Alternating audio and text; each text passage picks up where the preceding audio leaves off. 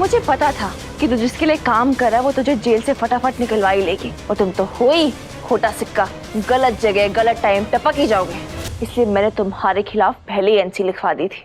अगर तूने कोई गड़बड़ की, मेरे या मेरे परिवार के खिलाफ कुछ भी किया, तो बस सीधा अरेस्ट। तीर्थ और कृतिका की सगाई हो जाती है। यहाँ पर पहले तो भाई अंगूठी गिर जाएगी। तीर्थ बिल्कुल भी रेडी नहीं है सगाई करने के लिए कृतिका से, लेकिन भाई एक ही रीजन है, उसको पॉलिटिक्स में जाना है और उसको पता है कि कृतिका के जो पापा हैं वही एक ऐसी सीढ़ी है जो पॉलिटिक्स में ले जाएगी उनको। और यहाँ पर भाई देख रहे हैं कि किसी तरीके से वो अंगूठी तो पहना देगा। अंगूठी भाई पहनाने से पहले गिर भी गई थी, हमने देखा ही था, और सुमन के हाथों लग जाती है, मतलब सुमन के पैरों में गिर जाती है। यहाँ पर सुमन कहती भी है कि भाई तीर्थ जी ये क्या बात है, आपका ऐसे प्यार निकलता जाएगा तो कैसे चलेगा, आप अपने प्यार को संभाल के रखिए। और वहीं उसको हाथ में अंगूठी दे देती है और हम देख रहे हैं कि अंगूठी भी कृतिका को उसने पहना दी। अब सगाई वगैरह सब हो गई है। तू बार बार भूल जाता है कि सुमन इंदौरी तुझ जैसे चवन्नी छाप लोगों को अच्छे से ठीक करना जानती है। अब निकलो यहाँ से, वरना बहुत भारी पड़ेगा। हो, मैं तो डर गया।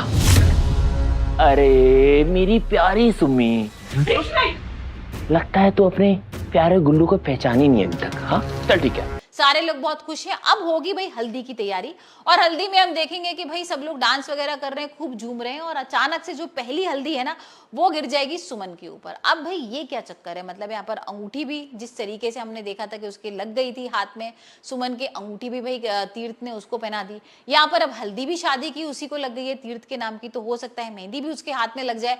लेकिन यहाँ अभी तो भाई बहुत गुस्सा कर रही है देविका, और देविका किसी तरीके से भाई कुछ एक बड़ा गेम करने वाली है। तेरे कहने पे मैं लॉकअप जाने के लिए तैयार हूँ, तो जब कहेगी उसी टाइम लॉकअप चला जाऊंगा। लेकिन मैं लॉकअप तो चला जाऊंगा, लॉकअप से बाहर भी आ जाऊंगा। पूछो कैसे? पूछो।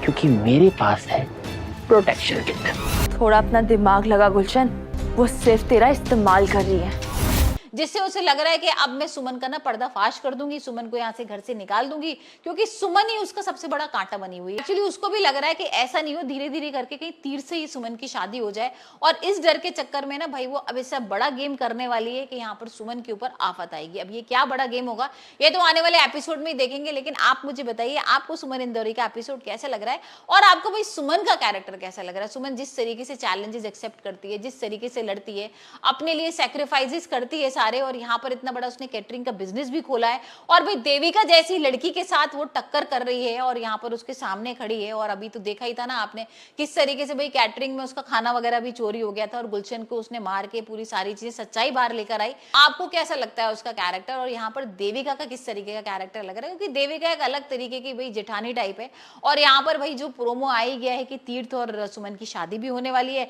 तो अब जब वो देवरानी बन के आएगी तब क्या करेगी यहाँ पर भाई देविका, क्योंकि देविका की सबसे बड़ी दुश्मन सुमन है।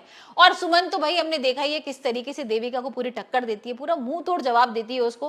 खाने के टाइम भी वही हुआ था ना, जब खाना चोरी वगैरह हो गया था, तो यहाँ पर उसने किस तरीके के सवाल पूछे थे देविका से। अब मजा तब आने वाला है जब इन लोगों की वाकई में शादी हो जाएगी तीर्थ और सुमन की, और यहाँ पर वो देविका की देवरानी बनकर आएगी।